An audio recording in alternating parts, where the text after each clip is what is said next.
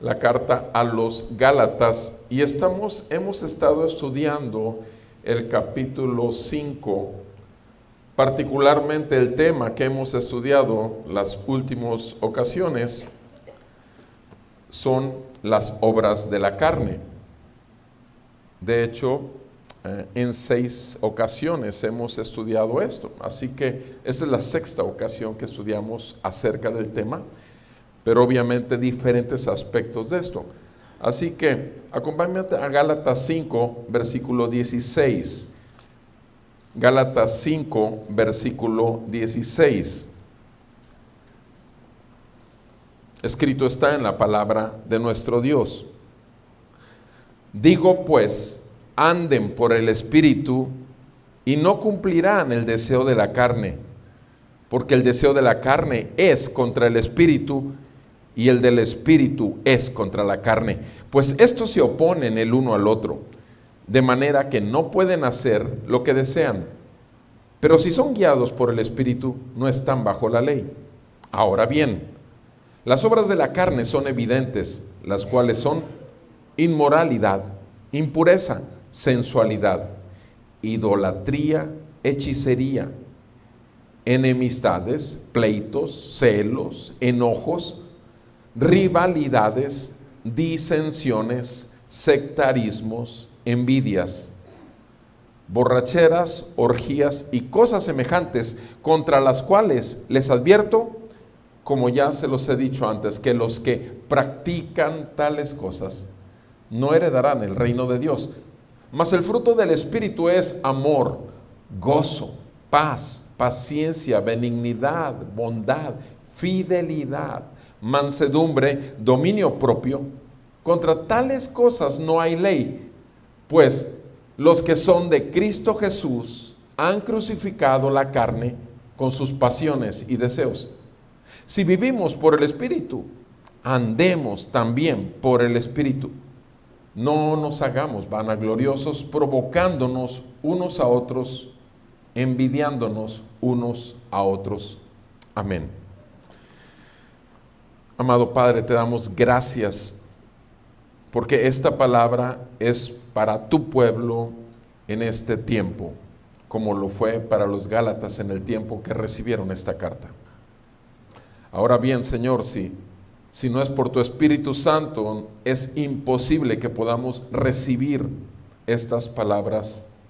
Por eso suplicamos que sea tu poder el que obre en nuestro corazón, en nuestro entendimiento, que sea la luz admirable de tu Espíritu, abriendo nuestro entendimiento a esta verdad, y que nuestro corazón, en respuesta a ello, busque obedecerte, busque agradecerte y busque adorarte, porque somos tuyos y nada ni nadie jamás nos arrebatará de tu mano.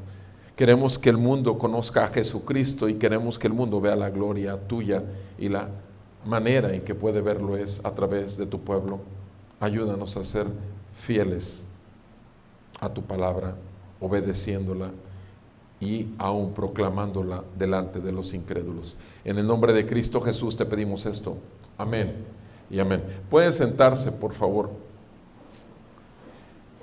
Hemos estado, hemos estado estudiando las obras de la carne en porciones. El día de hoy estudiaremos en el versículo 20 y en el versículo 21 este grupo de 4 obras de la carne. Y vean conmigo en el versículo 20 y en el versículo 21, ya hemos hablado de idolatría, hechicerías, enemistades, pleitos, celos, enojos. ¿Qué vamos a ver hoy? Rivalidades, disensiones, sectarismos y envidias.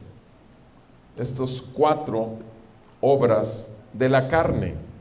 rivalidades, disensiones, sectarismos y envidias.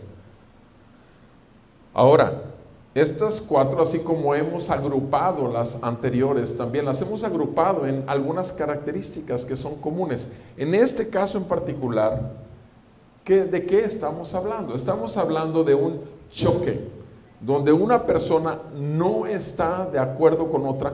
Y para ilustrar mejor estas cuatro obras de la carne, quisiera que leyéramos versículos 10 al 13 del primer capítulo de Primera de Corintios.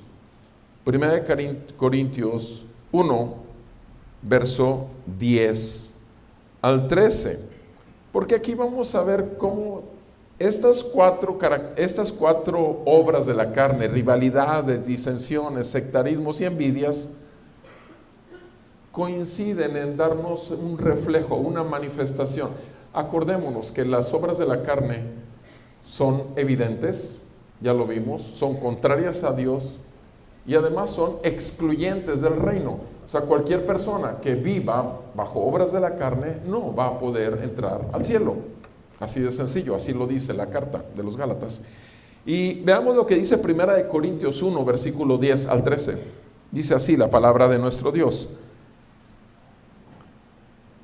Les ruego, hermanos, escribe el apóstol Pablo, el mismo que escribió la carta a los Gálatas, les ruego, hermanos, por el nombre de nuestro Señor Jesucristo, que todos se pongan de acuerdo y que no haya divisiones entre ustedes, sino que estén enteramente unidos en un mismo sentir y en un mismo parecer. Porque he sido informado acerca de ustedes, hermanos míos, por los de Cloé, que hay contiendas entre ustedes. Me refiero a que cada uno de ustedes dice, yo soy de Pablo, yo de Apolos, yo de Cefas, yo de Cristo. ¿Está dividido Cristo? ¿Acaso fue Pablo crucificado por ustedes? ¿O fueron bautizados en el nombre de Pablo? ¿Qué es lo que vemos aquí en este pasaje? Y lo estoy usando como simple introducción al tema. Nos encontramos con que estos son verdaderos creyentes, son la iglesia en Corinto. Y nos encontramos que a Pablo, que no está presente, le llega el informe, no el chisme, sino el informe por la familia de Cleo. Alguien tenía que enviar el Señor para informarle de cómo estaba la iglesia. Y fueron, no con el chisme, repito, informándole que había divisiones entre los creyentes en Corinto. Y de acuerdo a los versículos que acabo de leer, nos encontramos 5 aspectos muy característicos de estas divisiones, de estas rivalidades que había, de estas disensiones. Disentir implica estar apartado, que no estás de acuerdo, ¿sí? Sectarismos, otra vez habla acerca de seccionar lo que debe estar unido. Envidias. Y algunas características que vemos en esos 3, 4 versículos, ¿qué son? Desacuerdos. Pablo pide que se pongan de acuerdo, porque estaban en desacuerdo entre ellos. Hay desacuerdos. ¿Qué más?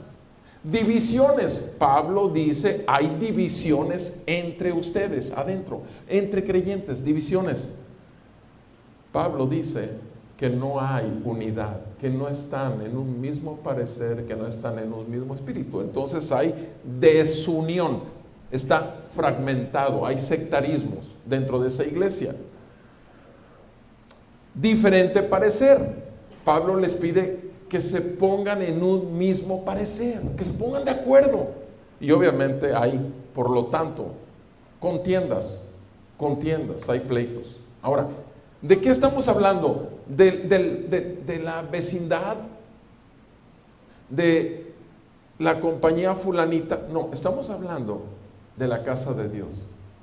Estamos hablando de los santos. santificados por Cristo Jesús, por lo que hizo en la cruz, lavados con su sangre, limpiados de pecado, sellados con el Espíritu Santo, traídos a vida cuando estaban muertos en sus delitos y pecados y apartados para Dios, unidos a un cuerpo que está en todo el mundo y por todas las edades. Entonces, si la gloria de Dios, la gloria de esa unidad perfecta del Padre, Hijo y Espíritu Santo, que ha sido desde la eternidad hasta la eternidad, puede ser vista aquí en la tierra, el único lugar posible para que sea visto esta gloria es en la iglesia, en el cuerpo de Cristo. Y lo que tenemos aquí obviamente es desacuerdos, divisiones, desunión, diferentes parecer y contiendas, pleitos. Amados, esta es simplemente una muestra, y decía mi abuelita, para muestra un botón. Y creo, repito, que debemos de revisar más a fondo acerca de este tema. Y aquí en estas cartas de Pablo yo encuentro un capítulo que desglosa más a fondo esto, y quiero ver ahí mismo en Corintios. Vamos nada más al capítulo 3. Y en el capítulo 3 vamos a ver, y eso es la manera en que vamos a estudiarlo, es viendo tres aspectos. Número 1, el engaño. Número 2, la verdad. Y número 3, el juicio que esto acarrea. El engaño, la verdad y el juicio que acarrea esto sobre los creyentes, no sobre los incrédulos. Los incrédulos tienen ya su juicio programado en el día del Señor, y los incrédulos tienen ya también una eternidad para pagar bajo la ira de Dios. Pero ahora estamos hablando del juicio dentro de la casa de Dios. Repito, el engaño, la verdad y el juicio. Y vamos a ver primeramente el engaño. Capítulo 3. Dice la palabra del Señor: hermanos, yo no pude hablarles a ustedes como a espirituales, sino como a carnales, como a niños en Cristo. Les di a beber leche, no alimento sólido, porque todavía no pueden recibirlo. En verdad, ni aún ahora pueden, porque todavía son carnales. Pues habiendo celos y contiendas entre ustedes, ¿no son carnales y andan como los hombres? 3 versículos. ¿Qué es lo que vemos en esos 3 versículos respecto a esta obra de la carne? Y lo que vemos aquí, obviamente, es: se ven delante del mundo y delante de Pablo como aquel que hace escrutinio de la iglesia. ¿Cómo qué? Se ven como carnales. Ahora, decir que un cristiano, hay cristianos carnales y hay cristianos espirituales, es una contradicción de términos, porque o eres de la carne o eres del espíritu. Entonces, realmente aquí la palabra carnal, una persona que está en la carne es porque no tiene el Espíritu Santo. De hecho, estamos estudiando precisamente en la carta a los Gálatas que aquellos que andan en la carne, que dice, no heredarán el reino de Dios. Entonces, vivir en las obras de la carne imposibilitan totalmente tu entrada al reino eterno. Lo imposibilita. Entonces, decir que sí se vale ser carnal dentro de la iglesia es una contradicción, porque si tienes el Espíritu no puedes mantenerte. Pero Pablo, sin embargo, aplica el término en un aspecto: inmadurez. ¿Cómo sabemos que lo aplica de esa manera con respecto a inmadurez? Porque dice que parecen niños, porque dice que no les ha podido dar carne, alimento sólido, sino que pura lechita. Eso es lo que acaba de decir Pablo en estos 3 versículos. Entonces, su conducta, la conducta de estos hombres, ¿qué es? Es una conducta como la del mundo. O sea, entre ellos y el mundo no hay una diferencia en su conducta. No hay una diferencia. Se ven como si fueran del mundo. ¿Sí? O sea, aquí lo dice en el último renglón del versículo 3. Ustedes andan como ¿qué? Como hombres. Versículo 3, último renglón. Como hombres. O sea, les dice, no andan como espirituales, sino andan como hombres. Andan como los del mundo. Se comportan como los del mundo. Con esos pleitos que hay, con esas divisiones, se comportan como los del mundo. Entonces, una característica de ese testimonio, esa visibilidad delante del mundo, es que se ven carnales. ¿Por qué? Porque andan como el mundo. Segundo aspecto, están inmaduros. Se nota que esto es producto de la inmadurez. ¿Por qué? ¿Por qué? Porque aquí les dice, en el versículo 1, les dice, Pablo les llama como hermanos. Pablo no usaría el término hermanos si fueran del mundo, ¿sí o no? O sea, Pablo todavía está considerando la posibilidad de que les está escribiendo a hermanos en la fe, verdaderos creyentes, ¿sí? No solamente en eso, sino que además les dice ahí, hermanos, no pude hablarles como a espirituales, sino como que les hablo como a niños en Cristo. Se fijan, al final del versículo 1 les dice, ustedes parecen niños en Cristo. Entonces Pablo les está dando la posibilidad de que son verdaderos hijos de Dios, pero sin embargo son tan infantiles en su conducta. A un niño se le pasan muchas cosas que no debe hacer, pero ¿qué tal un adulto con actitudes de niño? Obviamente es ridículo. Es exactamente lo mismo que estaba pasando en esa iglesia, porque no solamente era la conducta, sino que además había otro detalle. El detalle es que esos niños no podían recibir alimento sólido. Ustedes saben que soy médico, entonces normalmente a las mamás me toca decirles desde que nace, ¿cuándo es cuando pueden empezarle a dar? Y a los de 3 a 6 meses yo les digo, ya empieza a darle, además de leche, una papillita. Pero tiene que ser una papilla de un colado de alimento, colado, todo molido. Y hasta los 10 meses, 11 meses le da picaditos. Y hasta el año le empieza a dar comida ya en forma.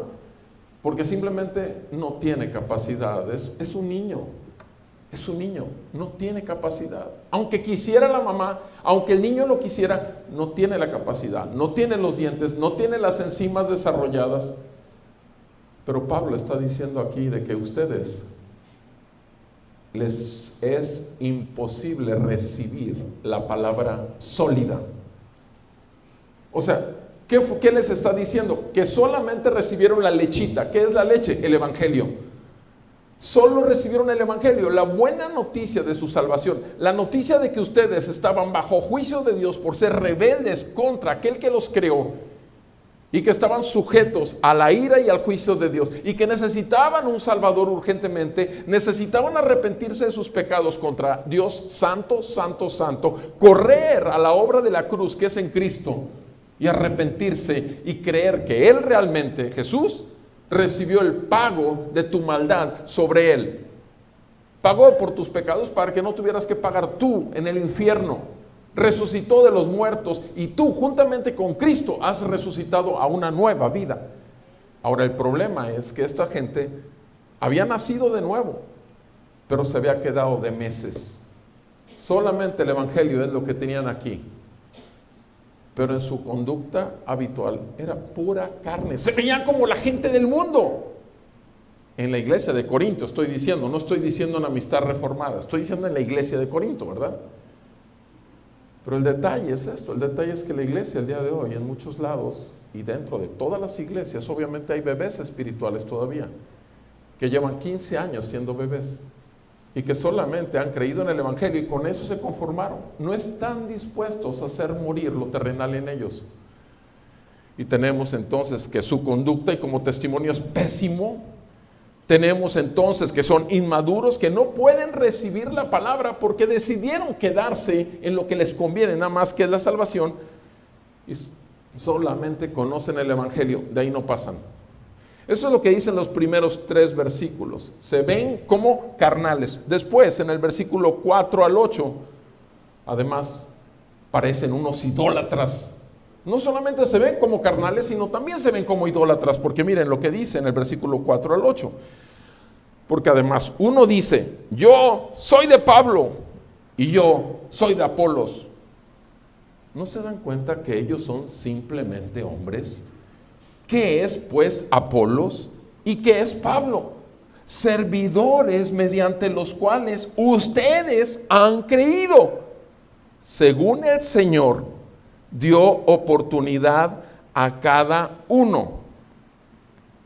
Yo planté, Apolos regó, pero Dios ha dado el crecimiento. Así que ni el que planta ni el que riega es algo, sino Dios, que es el que da el crecimiento. Ahora bien, el que planta y el que riega son una misma cosa, pero cada uno recibirá su propia recompensa conforme a su propia labor. ¿Qué está diciendo aquí Pablo? Está diciendo que se ven como unos idólatras. ¿Por qué? Porque algunos admiran a Pablo, otros no. Pablo era, en su manera de expresarse, era corto, era torpe. Él mismo lo señala en otra porción de la Escritura. Pero Apolos, Apolos tenía un fuego, era elocuente, traía un desconocimiento de la Escritura. La doctrina la traía medio débil, pero recuerden ustedes que Aquila y Priscila lo tomaron y lo dirigieron más bien a la verdad, le dieron más claridad en el entendimiento de la Escritura, porque de por sí ya traía el don de la elocuencia y de la enseñanza. Entonces realmente como orador, Apolo se veía muy superior. Y entonces algunos dijeron, yo soy de Apolos y yo soy de Pablo. No, yo soy de Pedro, porque Pedro era el que empezó, ¿verdad?, la iglesia. Y otros, no, yo soy de Cristo. O sea, ¿qué pasa? Que se habían vuelto admiradores de sus pastores. Estaban que ellos escogían de sus pastores al que mejor predicaba. Y yo soy de este. Eso se llama idolatría, mis amados. Tener preferencia en cuanto a una cosa ya enfermiza. No reconocer que lo único que estás viendo en uno o en otro son diferentes aspectos de la gracia de Dios, es un problema. Es idolatría. Estos hombres eran adoradores de cada uno de ellos, se volvían adoradores, entonces son seguidores del hombre más que de Dios, y eso es un peligro, porque si perseveraban en esa idolatría, iban a terminar en el infierno y no se les podía llamar hermanos verdaderos. Estaban así, a punto de caer y desviarse y ser apóstatas. O sea, realmente estaban en un riesgo. Eran seguidores del hombre, desconocían la soberanía de Dios. ¿Por qué la desconocían? Porque Dios es el que da dones a los hombres y los da como Él quiere, y eso vamos a verlo en la verdad. Ahorita estamos en el engaño. Ellos desconocían la soberanía de Dios, no querían saber nada de eso, simplemente lo que veían es lo que admiraban. Peligroso. Y además, como idólatras, no pueden recibir el crecimiento de Dios, porque tampoco podían recibir su palabra. Pablo les aclara, yo sembré, Apolos regó, pero ¿quién da el crecimiento? ¿Quién? Dios. ¿Y quién era de Dios? ¿Quién dijo, yo soy de Dios? Nadie. Porque eran de Apolos, o eran de Pablo, o eran de Pedro, y ya uno que otro que dijo, soy de Cristo. Pero se fijan, el problema es que no podían recibir el crecimiento de Dios. Por eso estaban chaparros, porque no se estaban nutriendo. Entonces, no solamente se veían como carnales, y era un testimonio pésimo para el mundo, sino que además se veían como idólatras. Y digo se veían porque no podemos decir que lo eran, puesto que Pablo los está tratando como si fuesen hermanos. Tercer aspecto, versículo 9 al 11. Además, se ven que no les importa. ¿Qué es lo que haces tú con lo que te importa? Lo cuidas de veras, pero con todo. Pero ellos eran unos descuidados. Por lo tanto, menospreciaban el valor del Evangelio, el valor de Cristo. Entonces, su vida espiritual era totalmente descuidada. Veamos lo que dice el versículo 9. Dice la palabra del Señor: porque nosotros, dice Pablo, somos colaboradores de Dios. Se fijan, Pablo se quita cualquier motivo para que ellos puedan tener una admiración sobre él. Pablo les muestra, realmente el que vale es Dios, yo simplemente le ayudo. Se está quitando la gloria, se le está entregando a aquel que la merece. Dios, somos colaboradores de Dios y ustedes son labranza ¿de quién? ¿De Pablo? ¿De Apolos? ¿De Pedro? No. Ustedes son labranza de Dios.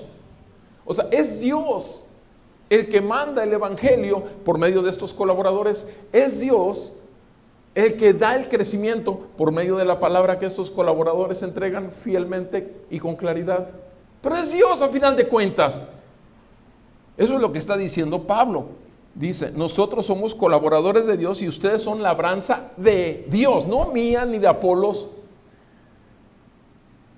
¿Y ustedes son un edificio de quién?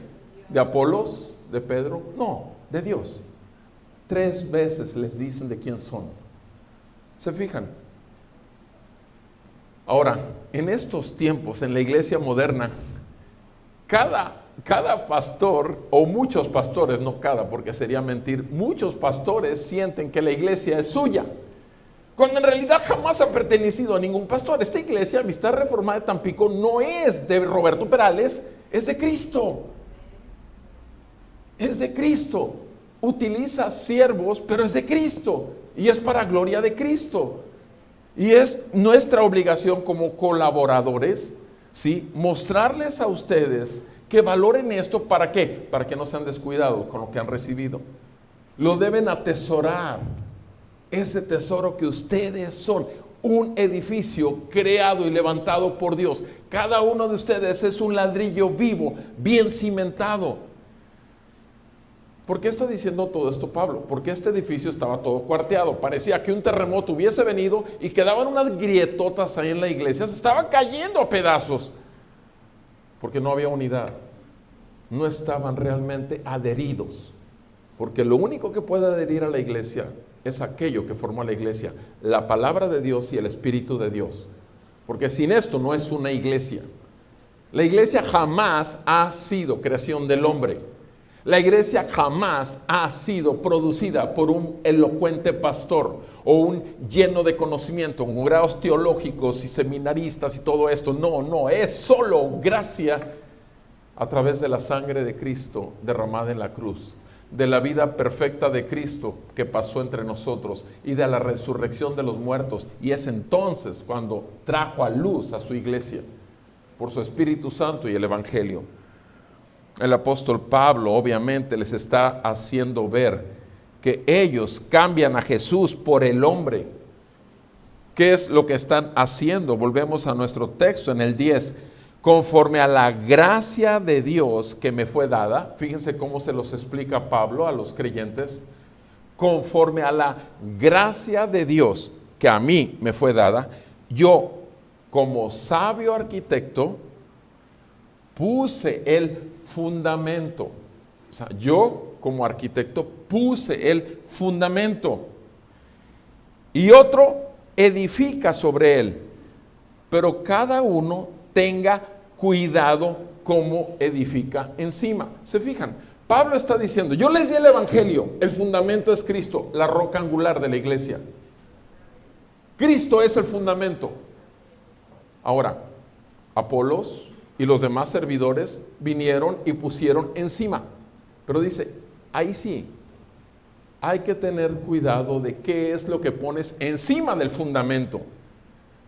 Nosotros mismos, Michula y yo, por ejemplo, hace 28 años, en noviembre, el 2 de noviembre, recibimos el Evangelio verdadero. Nos lo dio un hombre que dio el Evangelio verdadero. Y por el Evangelio verdadero y por el Espíritu de Dios nos dio el mensaje de la salvación y el Señor nos salvó. Ese hombre tiene algunos años que no quiere saber nada de Roberto Perales, porque la última vez que Roberto Perales habló con él, mi padre espiritual, le dije, necesitas arrepentirte de que han torcido las escrituras para buscar sus propios beneficios. Y te lo digo porque te amo en el Señor, porque fuiste el instrumento, el colaborador, pero necesitas que la gente que ha puesto bajo tu cuidado vea a Cristo y toda su gloria, porque tú eres nada más un colaborador, como ahora yo también lo soy. Y estuve casi 4 horas con él, y al terminar me dijo, Roberto, ¿cómo quieres que cambiemos la doctrina cuando tenemos 90 personas en nómina y hay que cambiar la camioneta de año para los 3, 4 líderes, una de esas como Suburbans y eso cada 4 por la agencia? O sea, y le dije, ¿sabes qué? Llevo 3, 4 horas tiradas a la basura, por favor. ¡Qué dolor! Amados, lo que estaba diciendo es, me importa más el dinero, y si cambio la doctrina a una sana doctrina, a un sano mensaje, la gente se va a ir y no va a haber dinero. ¿Qué te interesa más, amado? ¿O qué nos debe interesar más a ti y a mí? Encima del fundamento le vamos a poner, Dios es tu sirviente, Él viene y te quiere bendecir, Él quiere sanarte, Él quiere darte el milagro, Él quiere que tú tengas poder en tu boca para que todo lo declares. O sea, ¿qué le vamos a echar encima del fundamento que se llama Cristo? El falso evangelio de fe y prosperidad, donde Cristo queda totalmente sumergido en el lodo y se pierde.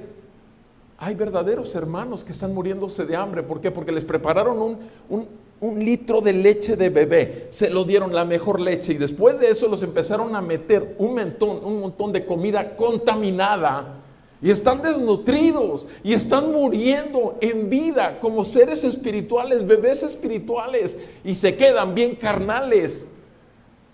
Sin embargo, no fue el caso de la iglesia de Corinto, porque había un Apolos, había un Pedro, había un Pablo, y sin embargo ellos, como quiera, escogieron descuidar y quedarse nada más con el fundamento, porque desconocieron la gracia. Y Pablo se los recuerda, yo, según la gracia que he recibido, se fijan, Pablo les hace ver eso. Versículo 10, conforme a la gracia que me fue dada. Pablo está diciendo, no soy yo, es el poder de Dios que se perfecciona en mis incapacidades. Es que entrego lo que les entregué. Es Dios, es su gracia.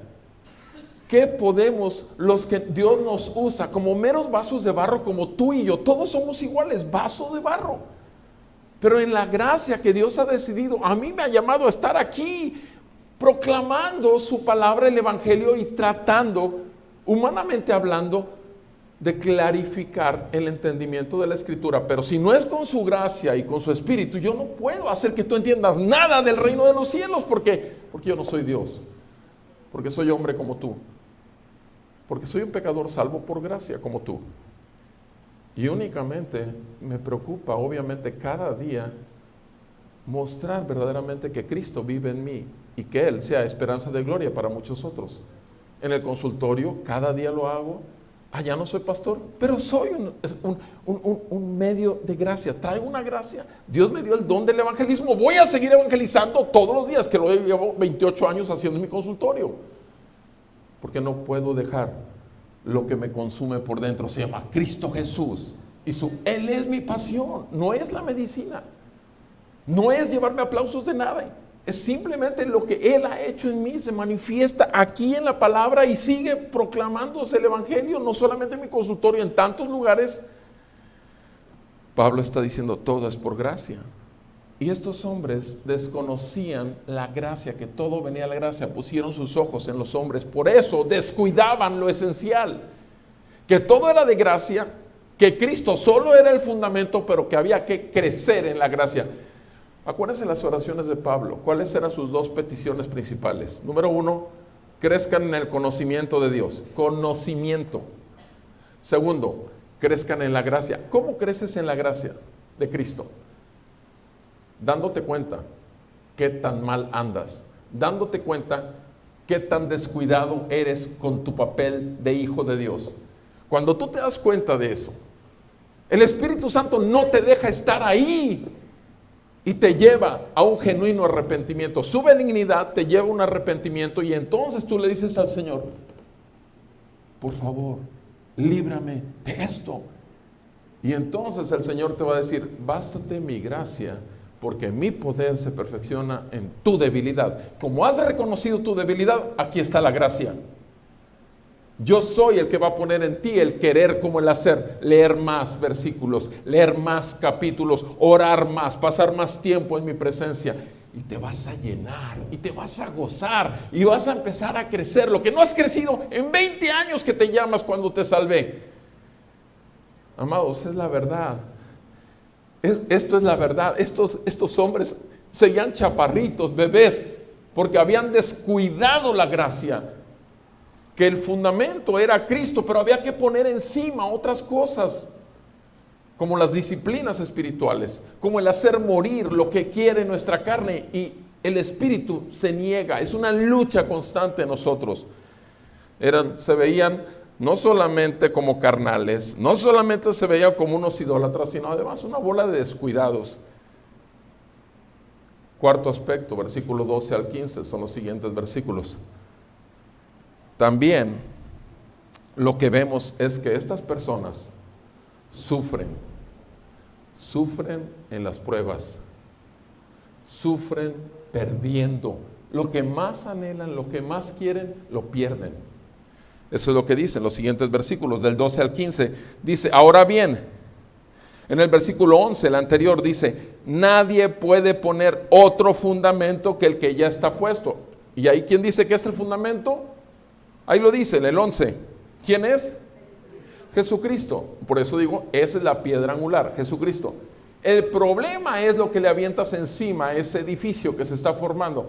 Si tú te pones a oír el Evangelio, naces de nuevo y te pones a ver a Cash Luna, te pones a ver a Maldonado, te pones a ver a Benny Hinn, lo que vas a hacer es que vas a llenarte encima de eso, de pura basura, de pura evangelio falso de fe y prosperidad. ¿Y qué es lo que vas a hacer? Tu edificio, cuando venga el terremoto, en lugar de permanecer firme y hacer esto que hacen los edificios de la Ciudad de México, no sé si han visto los terremotos, cómo se mueven así, parejitos, pero no se resquebrajan. Vean lo que dice ahí. Porque la obra de cada uno, versículo 12, ahora bien, si sobre ese fundamento, Cristo, alguno edifica con oro, plata, piedras preciosas. Fíjate, oro, plata y piedras preciosas. Son cosas que hacen hermoso un edificio, lo hermosean, lo hacen ver no solamente firme, sino se ve precioso. Pero dice, ¿qué tal si ese edificio, en lugar de oro, plata y piedras preciosas, lo edificas encima del fundamento con otras tres cosas? Velo ahí, madera, heno, hojarasca. ¿Te imaginas un edificio de pura palmita? Viene un viento recio y ¿qué hace con el edificio? Grande fue su ruina. Y eso es lo que está diciendo, versículo 13. La obra de cada uno se hará ¿qué? Evidente, manifiesto. ¿Hablamos de qué? De que las obras de la carne son evidentes, son manifiestas. ¿Se acuerdan? Entonces, cuando caes tú como cristiano en pecado, cuando lastimas a tu familia primeramente y después lastimas el nombre santo de Cristo delante de tus familiares y tus vecinos y tus amigos, es porque tenías el fundamento, sí. El haber caído en pecado, el haber fallado, no te va a quitar la salvación. Sin embargo, terriblemente vas a dar un espectáculo donde el nombre de Cristo va a ser vituperado, burlado. Y tú, obviamente, vas a pagar las consecuencias. Vean lo que dice. Dice, la obra de cada uno se hará evidente. ¿Por qué? Porque el día lo dará a conocer, pues con fuego será revelada con fuego, el fuego de la prueba. Con fuego será revelada, el fuego mismo probará la calidad de la obra, la calidad de cristianismo que tienes, la obra de cada uno. Si permanece la obra de alguno que ha edificado sobre el fundamento, si permanece, recibirá recompensa. Se movió, se zarandeó el edificio, pero se cayeron alrededor muchos, pero no se cayó, porque estaba hecho para soportar la prueba. Pero dice aquí, si la obra, versículo 15, si la obra de alguno es consumida por el fuego, es destrozada, si la obra de alguno es consumida por el fuego de la prueba, ¿sufrirá qué? Pérdida. Sufrirá pérdida. Él, sin embargo, ¿qué? Él será salvo. ¿Qué es lo que vamos a hacer en un momento? En un momento vamos a tomar Santa Cena. Y antes de tomar Santa Cena siempre leemos 1 Corintios 11, las advertencias o la advertencia que da el apóstol Pablo. ¿Cuál es la advertencia de Pablo? No tomen la Santa Cena indignamente. ¿Por qué? Porque dice, si tú tomas la Santa Cena indignamente, sufrirás pérdida. ¿Por qué? Porque aquel que toma la Santa Cena indignamente, acarrea sobre él, ¿qué? Juicio. Y el Señor te juzga para que no seas, ¿qué? Condenado con el mundo. ¿Qué te está diciendo? Dios te puede, y ahí dice cuáles son los juicios, son dos, ¿se acuerdan? Enfermedades o la otra, muerte. El Señor saliendo de la Santa Cena, ¡pum!, ya, te mueres, ya. Te fuiste al infierno porque acababas de pecar ayer y no consideraste realmente la santidad en la que el Señor te ha llamado. No, tú te vas a ir a la presencia del Señor, vas a vivir eternamente, pero sin embargo te sacó de aquí para que no sigas pisoteando el testimonio que está sobre tu vida.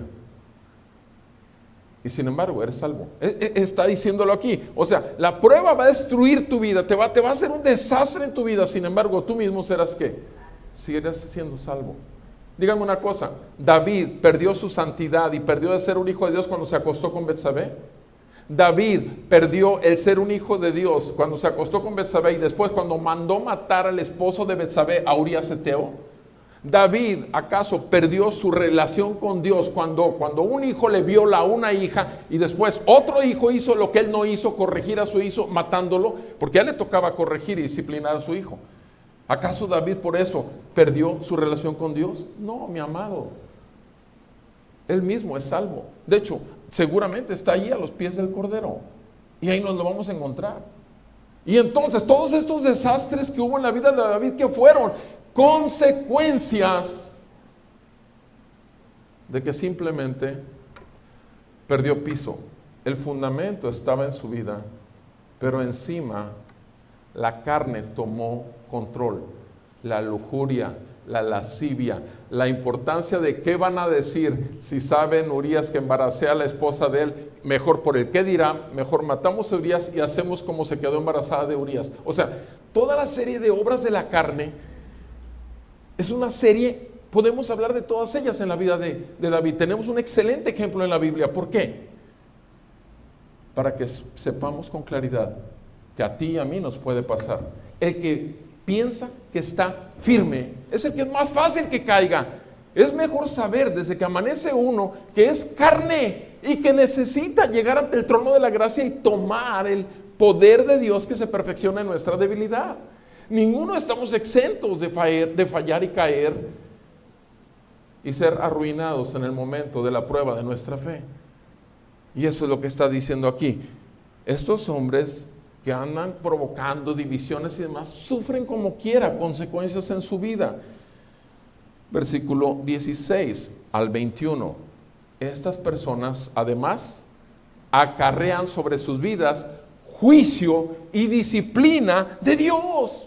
Acarrean juicio y disciplina de Dios. Ve lo que dice en el versículo 16. ¿No saben ustedes? Escribe el apóstol Pablo a los creyentes carnales. ¿No saben ustedes que son templo de Dios? ¿Y qué? ¿Lo saben o no lo saben? Obviamente no lo saben. ¿No saben que son un templo santo? Y que el Espíritu de Dios habita dentro de ustedes. ¿Saben eso? Y que el Espíritu de Dios que vive dentro de ustedes es un Espíritu, ¿qué? Santo. ¿Lo saben? No, no lo saben. O por lo menos viven como si no lo supieran. Siguiente versículo. Si alguno destruye el templo de Dios, Dios lo destruirá a él. ¿Por qué? Porque el templo de Dios es santo. Y eso es lo que ustedes son. O sea, el hecho de que ignores que eres un templo del Espíritu Santo no te va a quitar las consecuencias de haberlo descuidado. No te va a quitar la disciplina y juicio de un Dios santo que no deja por inocente al culpable, y menos cuando ya su Hijo se entregó de la manera que se entregó por su salvación, para ser su Dios, Salvador y dueño, Señor. Amados, es la verdad de la Biblia, no es la verdad de Roberto Perales, perdonen, no es lo mío. Si alguno destruye, versículo 17, el templo, Dios lo destruirá a él, porque el templo de Dios es santo, y eso es lo que ustedes son. Versículo 18, nadie se engañe a sí mismo. ¿Qué les está diciendo Pablo? Ustedes se han engañado a ustedes mismos creyendo que nada va a pasar. Ustedes han jugado demasiado con la santidad de Dios. Jugando a los idólatras, jugando a los carnales, dando pleitos y demás cosas de la carne. Nadie se engaña a sí mismo. Si alguno de ustedes se cree sabio, según el mundo, ¿qué es lo que les está diciendo Pablo? Ustedes se han creído sabios según el mundo. Ustedes se han creído sabios. Y entonces dice, hágase necio para que entonces puedan llegar a ser sabios. Hágase necios. Dense cuenta, han caído en una necedad.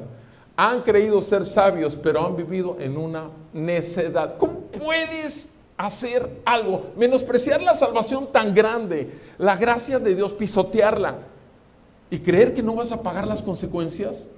Por favor, ¿a qué grado de insensatez y necedad has caído? Versículo 19. Porque la sabiduría de este mundo es necedad ante Dios. Estos hombres se habían hecho sabios según el mundo y no según Dios. Pues escrito está, Él, Dios, es el que prende a los sabios en su propia, ¿qué? Astucia. Ese es el problema. El problema cuando un creyente cree ser astuto más que Dios. Puede engañar al pastor, puede engañar a sus hermanos en la fe, puede engañar a su esposo o su esposa. El problema que tiene es que Dios ve lo más profundo de nuestro corazón y conoce cada uno de nuestros pensamientos. De veras. O sea, yo he tenido enfrente en mi consultorio gente que me dice, bueno, yo como quieren que haga esto, pero yo no lo hago porque yo soy cristiano o yo soy cristiana. Y yo le digo, por favor, cállate la boca, no blasfemes el nombre del Señor. Yo sé que te acuestas con tu novio o con tu novia. Yo sé eso. Cállate la boca, no menciones el nombre de Cristo. Por lo menos ahorita me diste a consulta. No menciones a Cristo porque lo pisoteas. Estás en fornicación con tu novio o tu novia. Así, yo sí les hablo. O sea, si tú me dices que soy cristiano y estás por favor, es una contradicción de términos. Por lo menos en el consultorio no menciones.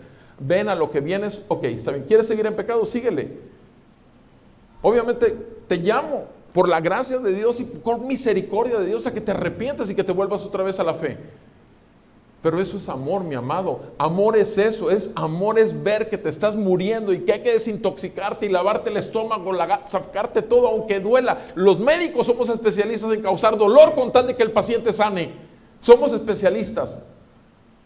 Sí, pero hay un médico de médicos que sana el alma y duele a veces el trato también del Señor. Versículo 20. Y también el Señor dice, el Señor conoce los razonamientos de los sabios y sabe que son inútiles.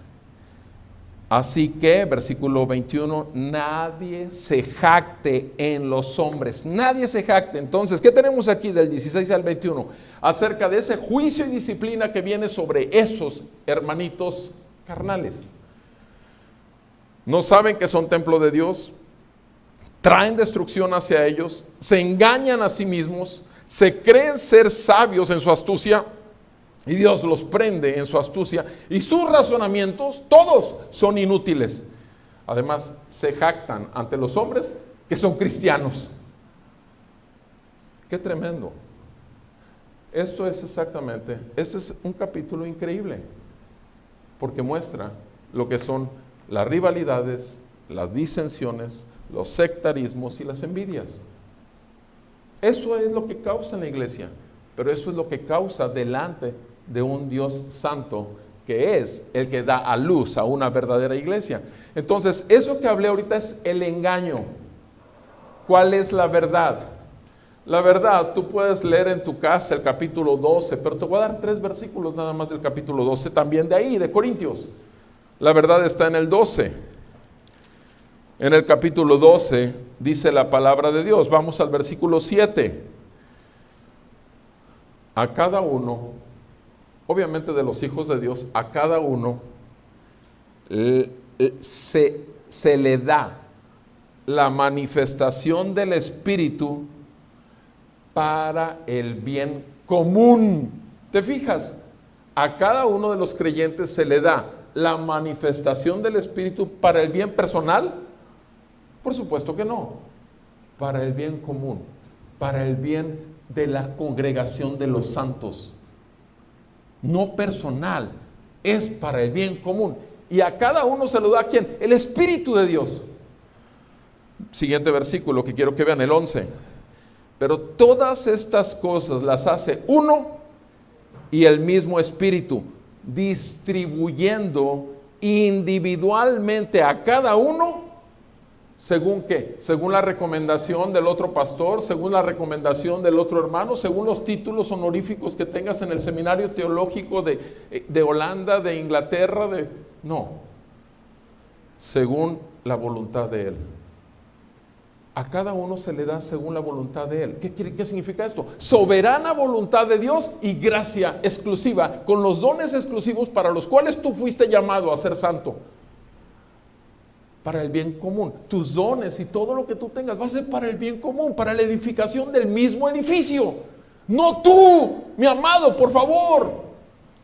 No soy yo, es Cristo en mí, la esperanza de gloria. Eso dice la palabra de Dios. Vean conmigo el versículo 18, por favor. En el versículo 18. Ahora bien, Dios ha colocado a cada uno de los miembros en el cuerpo de Cristo, en la iglesia, ¿cómo? Según le agradó a Él, no según le agradó al pastor, no según le agradó al director de tal ministerio, no, es según le agradó a Dios. Se fijan, no tiene nada que ver con uno. El problema es anhelar estar donde no debes estar. El problema es anhelar hacer lo que no fuiste llamado a hacer y no fuiste capacitado a hacer. Eso es un peligro para la iglesia, porque en lugar del bien común es la ruina común. Divisiones en las iglesias, rivalidades en las iglesias, sectarismos en las iglesias, envidias en las iglesias, porque simplemente no se aprecia la soberana voluntad de Dios y la gracia que es dada como Él quiere para el bien común. Esa es la verdad, dice en el versículo 12. ¿Por qué? Versículo 12, así como el cuerpo es uno solo, y tiene muchos miembros, pero todos los miembros del cuerpo, aunque somos muchos, constituyen ¿qué?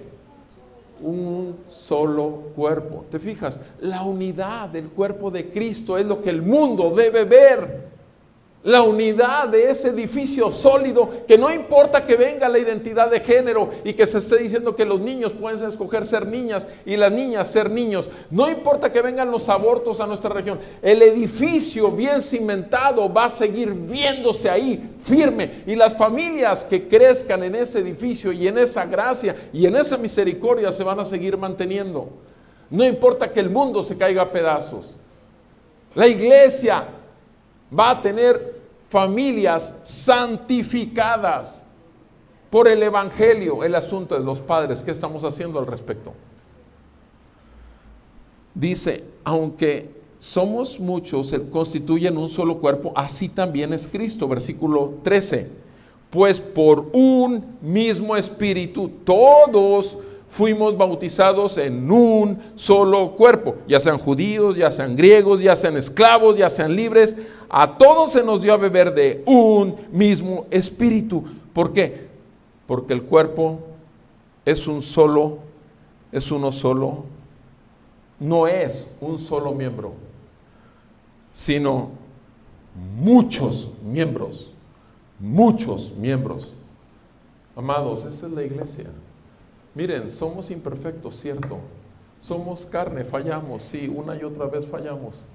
Pero sin embargo nos esforzamos en la gracia cada día. Buscamos realmente que lo que hizo Cristo sea visto. Porque no queremos buscar nuestros propios caminos, no queremos que el mundo vea nuestra gloria, porque no tenemos ninguna. Pero sí queremos que el mundo conozca a aquel que vino y se humilló hasta lo sumo, que se despojó de ser Dios como forma a que aferrarse y se tomó forma de ¿qué? De siervo, y se hizo hombre, anduvo en semejanza, en este mundo entre nosotros, en semejanza de carne de pecado, se veía como un simple hombre, fue tentado en todo, pero sin pecado, fue acusado injustamente, se le dijo mentiras y se le llevó a esa cruz injustamente, sí, terrenalmente en injusticia total. Sin embargo, era el perfecto plan de Dios. Y por mandato del Padre, el Hijo se sometió. Pero el Hijo dijo en Juan 10, nadie quita mi vida. Tengo poder para entregarla y tengo poder para volverla a tomar. Él activamente entregó su vida también. ¿Por qué? Porque quería que el nombre del Padre fuera glorificado.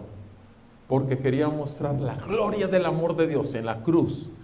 Cuando el Padre decide matar a su Hijo, descargar sobre Él, poner sobre Él todos nuestros pecados, vemos la manifestación más grande, más horrible y más hermosa y más preciosa de la gloria de Dios y del amor de Dios, y el más terrible juicio que ha ocurrido en toda la humanidad. Todo al mismo tiempo. ¿Qué ha sido para ti, mi amado? ¿Qué ha sido para ti? ¿Realmente estás consciente? Vean conmigo Primera de Juan, porque estamos en la verdad. Primera de Juan dice, capítulo 2, 3 y 4, lo lees en casa con calma, pero si estás tomando notas, el 2, 3 y 4, y voy nada más a enfatizar. Capítulo 2, versículo 9, el que dice que está en la luz y aborrece a su hermano, permanece en tinieblas. Sigue en tinieblas. Eso es una contradicción. Estar en la luz y aborrecer a su hermano. El que ama a su hermano, versículo 10, permanece en la luz y no hay tropiezo en él. Versículo 11. Pero el que aborrece a su hermano está en tinieblas y anda en tinieblas y no sabe a dónde va. ¿Por qué? Porque las tinieblas han cegado sus ojos. Capítulo 3. Versículo 11. Este es el mensaje que ustedes han oído desde el principio, que nos amemos unos a otros, no como Caín, que era del maligno y mató a su hermano. ¿Y por qué causa lo mató? Porque sus obras eran malas y las de su hermano eran justas. Hermanos, no se maravillen ustedes que el mundo los odia. Nosotros sabemos que hemos pasado de muerte a vida porque amamos a los hermanos. El que no ama, permanece ¿en qué? En muerte. Cuando la iglesia sufre rivalidades, disensiones, sectarismos, envidias, ¿es por amor al hermano? No, mi amado, es una obra del mismo infierno, es una obra de la carne y tenemos que tener cuidado porque si estamos viviendo en eso, dice que no entraremos en el reino de los cielos. Capítulo 3, versículo 23. Este es el mandamiento, versículo 23, 3:23, primera de Juan 3:23. Este es un mandamiento, que creamos en el nombre de su Hijo Jesucristo y que nos amemos unos a otros como Él nos ha mandado. El que guarda sus mandamientos permanece en Él y Dios en Él. Y en esto sabemos que Él permanece en nosotros por el Espíritu que nos ha dado. Esta es la verdad. No puedes tú tener problemas con envidias con tu hermano, porque entonces puedes considerar la posibilidad de que no seas cristiano. No puedes estar provocando sectarismos en la iglesia y metiéndoles venenos a unos y a otros contra otros más, porque es posible que no seas un verdadero hermano en la fe. Pero si es que nada más has tomado un tiempo de vacaciones del Espíritu para andar en los deseos de la carne, más vale que te arrepientas, mi hermano. Como dijo Pablo, deja de ser carnal. Deja de estar rechazando la carne. Deja que la carne del Espíritu, la carne de la palabra, la espada de la palabra haga pedacitos tu carne y que disciernas por misericordia de Dios lo que está en ti mal. Y que somos uno. Y que debes de volver por el Espíritu al mismo cuerpo de Cristo donde has sido unido. Pero si no, piérdete, porque eso es lo que deseas. Piérdete, sigue comiendo lodo y vete al infierno si es ahí donde quieres. Y la luz vino al mundo, pero el mundo amó más que las tinieblas que la luz, porque sus obras eran malas. Eso es juicio de Dios, mi amado. Entonces tenemos el engaño del pueblo de Dios, la verdad del pueblo de Dios. Y les dije que lo último era el juicio. Déjenme darles algunos ejemplos que les van a venir a la muerte. ¿Qué pasó con aquel becerro de oro? ¿Se acuerdan que hubo un becerrito de oro que hizo Aarón mientras Moisés estaba en la presencia de Dios? ¿Qué pasa cuando regresa? El juicio de Dios cae por la idolatría. ¿Y saben qué? Que ese día en Éxodo 32, del 25 al 29, ¿saben cuántos mató Dios de su pueblo? ¿Cuántas personas? Éxodo 32, del 25 al 29, 3,000 del pueblo de Dios por haber jugado a la idolatría. Coré, el libro de Números, capítulo 16, versículo 49. Coré se rebeló contra la autoridad de Moisés y dijo que él no tenía por qué ser el líder. ¿Qué pasó con Coré, Datán y Abiram, que se pusieron de su lado? Ellos y sus familias fueron tragados por la tierra, con todas sus familias y con todas sus pertenencias.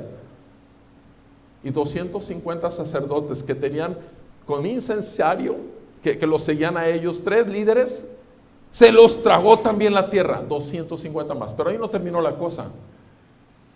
¿Qué pasa ahí en esa sección que les dije? En Números 16, que varios después de que se los tragó la tierra le dijeron a Moisés: tú eres el culpable de la muerte de Coré, de Datán y de Abiram. Tú eres el culpable. ¿Qué pasa entonces? Dios manda una plaga en ese momento. ¿Saben cuántas personas murieron? 14,700 personas. Léelo en tu Biblia, capítulo 16 de Números. 14,700. ¿Por qué? Porque se dejaron contaminar. Amados, las cosas de Dios son santas. Si eres cristiano y has sido apartado para Dios. Si tú valoras ahorita, por ejemplo, estamos diciendo, hoy en la tarde vamos a empezar nuestra primera reunión, en las tardes. Obviamente, si eres miembro de esta congregación, eres responsable de venir. ¿Por qué? Porque el día del Señor es sagrado, simplemente es sagrado. Y vamos a seguir celebrando a Cristo a las 6:30 de la tarde. Ahora, si no eres miembro de la congregación, puedes venir, puedes no venir. Pero si eres un miembro de la congregación de los santos, vas a venir porque sabes que el día es santo. Ahora, si tú valoras más el cine y los amigos y lo demás y todo, y lo que quieras valorar más por encima, muy respetable, sigue haciéndolo. Es asunto que mientras Dios no traiga en ti convicción, obviamente nadie puede hacer a un santo más un Dios que es santo. Nadie puede dar lo que no tiene. Entonces, Les animo, mis amados hermanos, les animo de veras a que consideremos nuestro caminar con el Señor. Les animo a eso, por favor. No caigamos en el engaño. Hay falsos hermanos, como dice Filipenses, la semana antepasada hablamos de eso. Los malos obreros, los perros, así le llama Pablo, los perros y malos obreros que predican a Cristo con motivos equivocados porque lo que quieren es que se vea su gloria con el nombre de Cristo usándolo. Pero sin embargo aquí no estamos hablando de eso, estamos hablando de los verdaderos hermanos que han caído en las cosas de la carne y que por misericordia de Dios pueden salir de las obras de la carne, pero en base a juicio y disciplina del Señor. Dios tenga misericordia de nosotros y nos santifique cada vez más por medio de su palabra. Vamos a orar.